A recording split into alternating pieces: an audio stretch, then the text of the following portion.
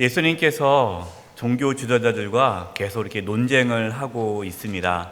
변론하고 있는데 그 자리에 한 서기관이 계속해서 예수님께서 하시는 말씀을 잘 들었습니다. 그러면서 깨닫게 되었습니다. 예수님 저분은 하나님의 말씀을 참 진실되게 전하시는 분이시구나. 그래서 이 서기관, 이 율법사인 이 서기관은 예수님께 질문을 하나 하고 싶었습니다. 그 질문은 뭐냐면 당시에 이제 율법사들이 이제 서기관들이 이스라엘 백성들에게 말씀을 전할 때에 총 613개의 계명을 가르쳤어요. 이렇게 해야 된다, 또 이렇게 하지 말아야 된다라는 것이 총 613개의 계명을 가르쳤는데 율법사들끼리 서로 이렇게 논쟁이 있습니다. 이 613개 계명 중에 어떤 계명이 가장 중요하냐 그랬을 때 어떤 서기관, 율법사는 할례를 하는 것이 가장 중요한 율법이다, 계명이다. 또 어떠한 율법사는 아니다, 안식일을 지키는 것이 가장 중요한 계명이다. 또 어떠한 율법사 아니다, 정결법, 하나님 앞에 정결하게 살아가는 거니까 정결법을 지키는 것이 중요한 계명이다. 그래서 이 율법사들 안에서도 가장 큰 계명이 무엇인지를 논란의 여지가 있었어요. 그러니까 이제 이 서기관은 예수님께서 하나님의 말씀을 잘 가르치는 것을 보고 질문을 던지는 거죠. 예수님, 많은 우리가 계명이 있는데 하나님의 말씀을 우리가 지켜야 되는데 이 많은 하나님의 계명 중에 가장 첫째 되는 계명, 그 말은 가장 중요한 계명은 무엇입니까? 라고 질문을 합니다. 그때 예수님께서 한치의 망설임도 없이 하나님을 사랑하고 이웃을 사랑하는 것이 가장 큰 계명이다라고 말씀합니다. 하나님께서 우리에게 말씀하시는 가장 큰 계명, 중요한 계명, 그것이 뭡니까? 사랑하는 거예요. 사랑이 가장 큰 계명이에요. 오늘 말씀을 통해서 예배하는 가운데에 하나님을 사랑하고 이웃을 사랑하는 그 가장 큰 계명을 저와 여러분이 삶에서 이뤄낼 수 있기를 간절히 바랍니다. 첫 번째 한번 따라서 해보십시오. 하나님을 사랑하는 것이 가장 큰 계명입니다. 30절입니다. 우리 30절 말씀 우리가 마음을 다하여 한번 고백했으면 좋겠습니다. 시작. 내 마음을 다하고 목숨을 다하고 뜻을 다하고 힘을 다하여 주 너의 하나님을 사랑하라 하신 것이요. 사람들의 관심은 종교적인 행위, 어떠한 일을 해야 할까, 여기에 관심이 많았습니다. 할례, 안식일, 정결법, 많은 그러한 눈에 보이는 종교적인 행위를 어떻게 할 것인가, 여기에 집중했어요. 물어보겠습니다. 여러분은 신앙생활에서 어떤 것이 가장 중요하다고 생각하세요? 주일 성수입니까? 어떤 분들은 그래요. 주일 성수가 가장 중요하다. 또 어떤 분들은요, 목사님 11조가 제일 중요합니다. 왜 그래요? 마음이 있는 곳에 물질이 있고 물질이 있는 곳에 마음이 있으니까 하나님을 사랑한다는 것은 하나님께 헌금하는 생활을 보면, 그래서 11조가 그 사람의 신앙의 척도입니다, 이렇게 말씀하시는 분이 있어요. 또 어떤 분들은 교회는 어떤 곳입니까? 만민이 기도하는 곳 아닙니까? 그러니까 기도 생활이 신앙에서 가장 중요합니다. 또 어떤 분들은 세상이 말씀으로 창조되지 않았습니까? 말씀으로 이 세상에 오신 분이 예수님인데 말씀이 가장 중요합니다. 그래서 성경 읽기가 가장 중요한 신앙생활입니다. 어떤 분들은 목사님 교회가 세워진 목적이 뭡니까? 전도 아닙니까? 전도해야죠. 전도가 가장 중요합니다. 어떤 분들은 교회 봉사, 섬기는 게 중요하지 않겠습니까? 여러분, 뭐가 중요해요? 다 중요하죠. 다 중요합니다. 안 중요한 게 없어요. 그런데 하나님께서 관심을 두는 것은 우리가 어떠한 일을 하느냐, 그 일에 관심을 두는 것이 아니라 하나님의 관심은 어디에 있습니까? 우리의 마음에 있어요. 마음. 우리가 어떠한 마음으로 주일 성수를 하고 예물을 드리고 기도하고 말씀을 읽고 전도 봉사하는지 하나님 우리의 마음을 보신다라는 겁니다. 만약에 하나님께서 우리의 마음에는 관심이 없고 그냥 단지 눈에 보이는 그러한 신앙적인 활동, 종교적인 그런 행위에만 관심이 있다면 하나님께서는 이사야 1장 11절 13절 같은 말씀을 안 주셨을 거예요. 한번 말씀 보겠습니다. 이사야 1장 11절 13절에 여호와께서 말씀하시되 너희의 무수한 재물이 내게 무엇이 유익하뇨? 나는 순양의 번제와 살찐 짐승의 기름에 배불렀고 나는 숫송아지나 어린 양이나 순 염소의 피를 기뻐하지 아니하노라. 하나님께 제사 지내는 거, 하나님이 제사 지내라고 했는데 제사를 지냈는데 기뻐하지 않는다는 거예요. 우리 12절 말씀을 읽겠습니다. 같이 시작.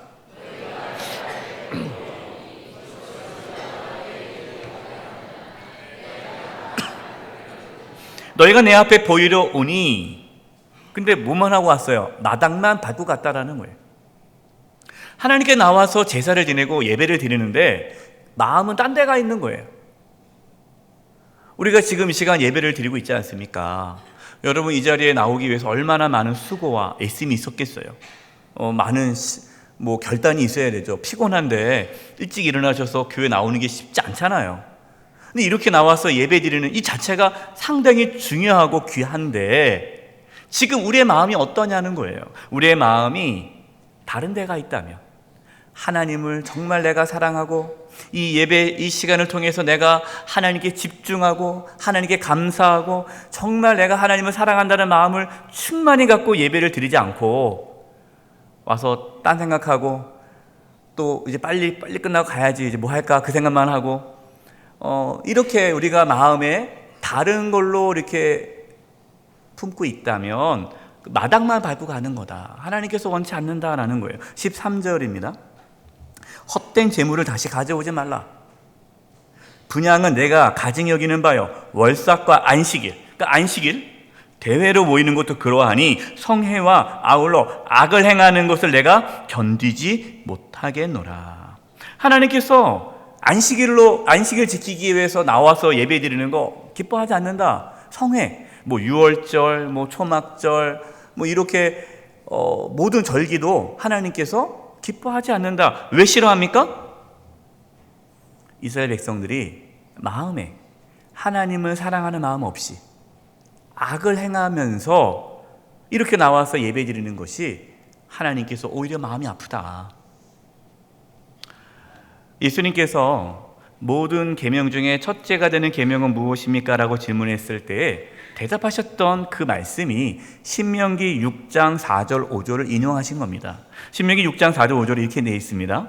이스라엘아 들으라. 우리 하나님 여호와는 오직 유일한 여호와시니 너는 마음을 다하고 뜻을 다하고 힘을 다하여 내 하나님 여호와를 사랑하라. 이 말씀을 쉐마의 말씀이라고 해요. 왜 그러냐면 이 히브리 성경에 보면은 쉐마 이스라엘 이렇게 시작됩니다. 그래서 이 구절이 아주 중요한 구절이라 이 유대인들은 이 말씀을 쉐마의 말씀이다라고 해요.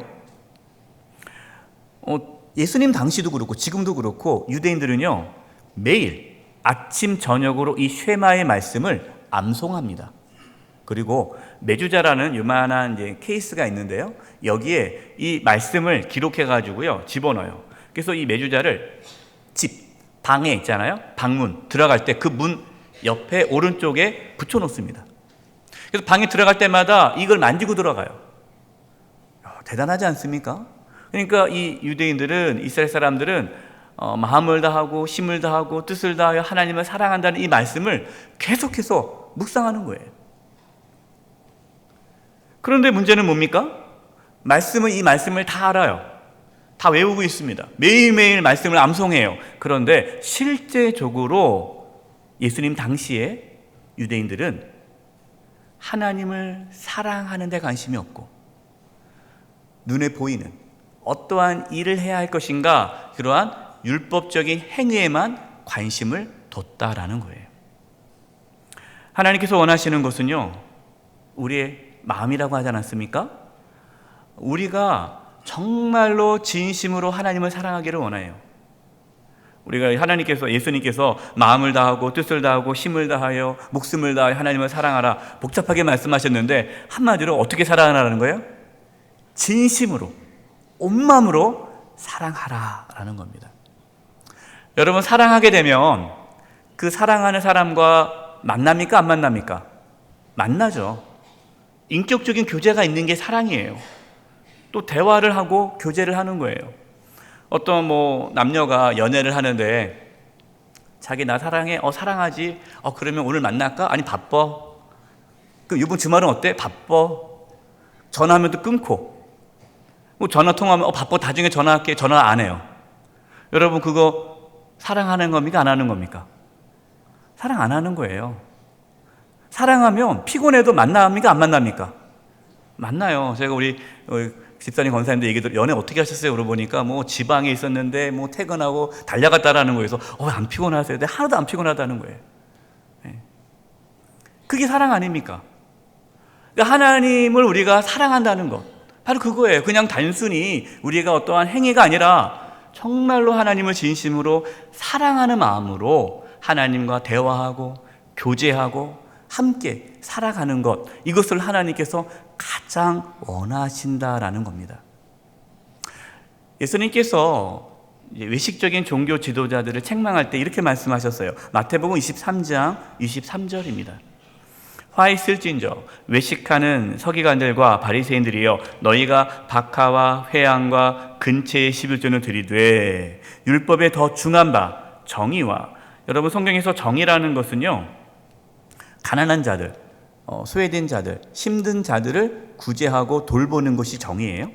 긍휼과 자비죠. 믿음은 버렸도다. 이 믿음은 이제 하나님을 사랑하는 그 마음이 믿음으로 표현되는 거예요. 그러나 이것도 행하고 저것도 버리지 말아야 할지니라. 예수님께서 하신 말씀이 신앙적인 행위가 중요하지 않다, 그 뜻은 아니죠. 여러분, 우리가 주일 성수하고 또 11조 생활하고 기도하고 전도하고 말씀 묵상하고 이런 모든 것들은 아주 소중하고 귀한 일들이에요. 그러나 그러한 우리의 신앙의 어떠한 생활 속에, 그 행위 속에 진심으로 하나님을 사랑하는 마음이 없으면 그것은 하나님께서 기뻐하지 않는다라는 겁니다. 저와 여러분, 온 마음을 다해 진심으로 하나님을 사랑할 수 있기를 바랍니다. 두 번째, 한번 따라서 해보십시오. 하나님을 향한 사랑은 이웃 사랑으로 나타납니다. 31절입니다. 둘째는 이것이니 내 이웃을 내 자신과 같이 사랑하라 하신 것이라. 이보다 더 큰 계명이 없느니라. 서기관이 가장 첫 번째 계명이 무엇입니까? 라고 질문을 했는데 예수님께서 둘째 계명도 말씀하셨어요. 둘째 계명도 내 이웃을 내 몸과 같이 사랑하라. 여러분, 이상하잖아요. 첫째 계명만 말씀하시면 되는데 왜 둘째 계명까지 말씀하실까요? 첫째 계명과 둘째 계명이 하나라는 거예요. 그러니까 하나님을 사랑하는 자는 반드시 이웃도 사랑하게 되어 있다. 이 두 개가 떨어질 수 없다는 거예요. 같이 가는 거예요. 동전의 양면과도 같은 거예요. 요한일서 4장 20에서 21절입니다. 누구든지 하나님을 사랑하노라 하고, 하나님 사랑합니다, 제 마음 아시죠? 그리고 그 형제를 미워하면 이는 거짓말하는 자니, 보는 바 그 형제를 사랑하지 아니하는 자는 눈에 보이는 형제도 사랑하지 않는데 보지 못하는 바 하나님을 사랑할 수 없느니라. 우리가 이 계명을 주께 받았나니 하나님을 사랑하는 자는 또한 그 형제를 뭐 할지니라? 사랑할지니라. 우리가 이 시간, 예배 시간에 와서 하나님께 찬양합니다, 예배합니다. 그때 하나님 사랑합니다 하면 눈물 흘리고, 하나님 사랑합니다, 내가 하나님 사랑하는 거 아시죠? 제가 이 세상에서 하나님을 제일 사랑해요, 이게 고백하고 집에 돌아가가지고 가족끼리 싸운다면, 이 왼수야 하고 싸운다면, 미워한다면, 가족을 제대로 사랑하지 않고 돌보지 않는다면, 또 주변에 있는 우리 믿음의 형제 자매들과 또 싸우고 다툰다면, 이웃과 좋은 관계를 맺고 있지 않다면, 우리가 예배 시간에 또 우리의 삶 속에서 고백하는 하나님 사랑합니다, 이 모든 사랑의 고백이 뭐라는 겁니까? 거짓말이라는, 거짓말, 가짜라는 거예요. 그럴 수 없다. 왜? 정말 하나님을 사랑하는 자는 이웃을 내 몸과 같이 사랑할 수밖에 없다라는 말씀입니다. 신앙생활에서 가장 힘들고 어려운 게 뭘까요? 사랑입니다. 사랑. 이게 힘들어요. 그러니까 사랑을 안 하고 다른 걸로 자꾸만 신앙생활 하려고 하는 거예요. 그런데 하나님께서 요구하시는 것은 사랑이에요. 우리가 온 몸을 다 바쳐도, 우리가 온 재산을 하나님께 드려도 사랑하지 않으면 그 모든 것은 헛것이에요. 왜 그럴까요? 그것이, 사랑하는 것이 말씀의 핵심이기 때문이에요. 로마서 13장 8절과 10절입니다. 우리 8절을 같이 한번 읽어보겠습니다. 시작. 피차 사랑의 빚 외에는 아무에게도 아무 빚도 지지 말라. 남을 사랑하는 자는 율법을 다 이루었느니라. 남을 사랑하는 것, 사랑하는 자가 율법을 다 이루었다. 10절입니다. 우리 같이 읽겠습니다. 시작. 사랑은 이웃에게 악을 행하지 아니하나니 그러므로 사랑은 율법의 완성이니라. 사랑이 뭐라고요? 율법의 완성, 하나님의 말씀의 완성. 그러니까 하나님의 말씀의 중요하고 아주 하나님의 말씀의 핵심이 사랑이다라는 거예요. 사랑. 근데 우리가 사랑하지 않고 다른 걸로 자꾸만 신앙생활을 한다면 그거는 아주 핵심을 잃어버린 거예요.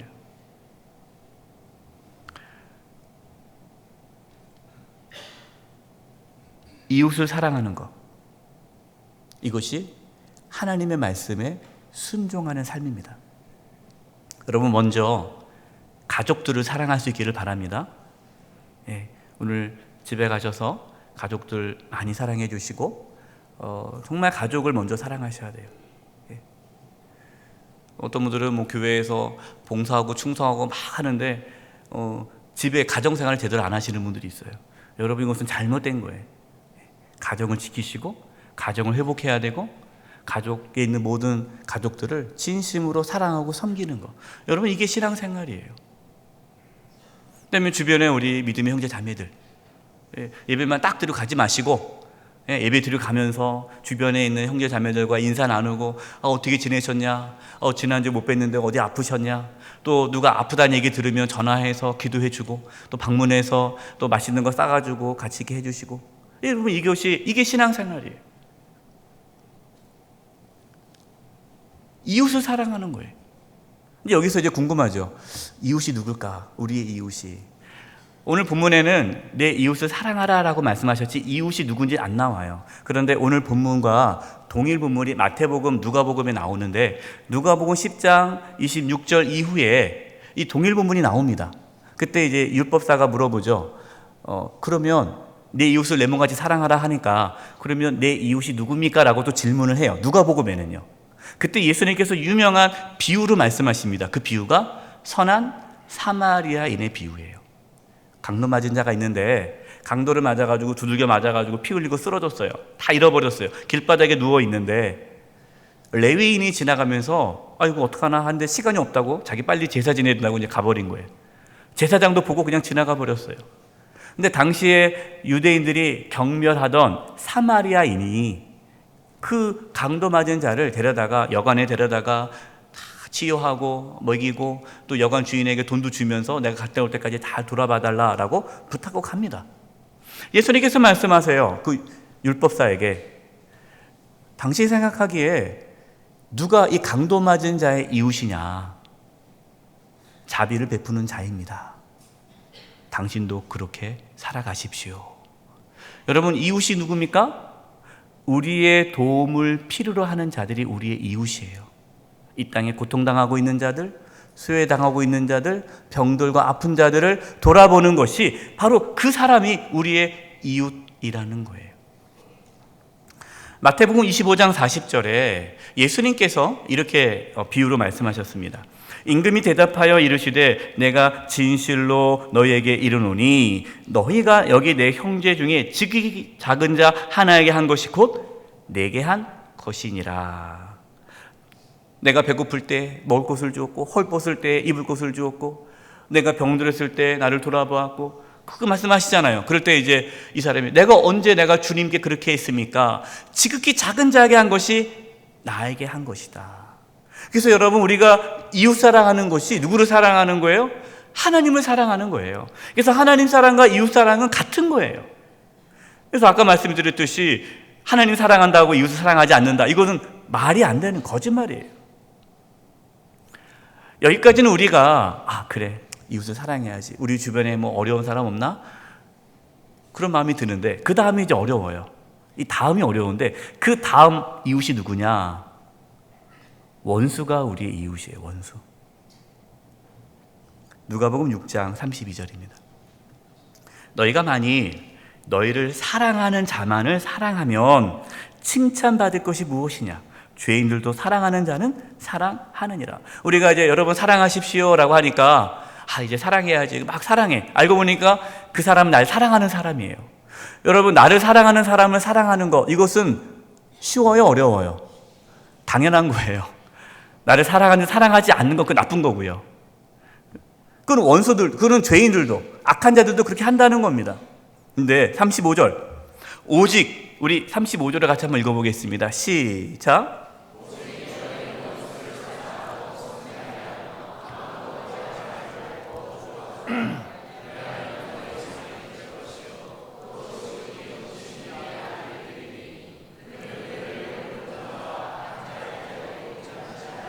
36절은 제가 읽겠습니다. 너희 아버지의 자비로우심 같이 너희도 자비로운 자가 되라.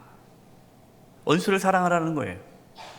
나를 힘들게 하고, 나를 괴롭히고, 나에게 모욕감을 주고, 나에게 상처를 주고, 그 인간만 생각하면 부들부들 떨리는 그 인간을 뭐하라? 사랑하라. 여러분, 이게 쉬운 일입니까? 어려운 일입니까? 무지 어렵죠. 어려워요. 여러분, 하나님 말씀대로 살아가는 거 쉬워요, 어려워요? 어렵습니다. 그러니까 어떻게 살아가요? 그것만 딱 떼놓고 다른 것만 하는 거예요. 쉬운 거. 주의성서, 주의성서도 어렵습니다. 뭐 이러한 눈에 보이는 것만 하는 거예요. 사랑이 너무 힘드니까. 세 번째, 따라서 해볼까요? 하나님을 알 때 하나님을 사랑하게 됩니다.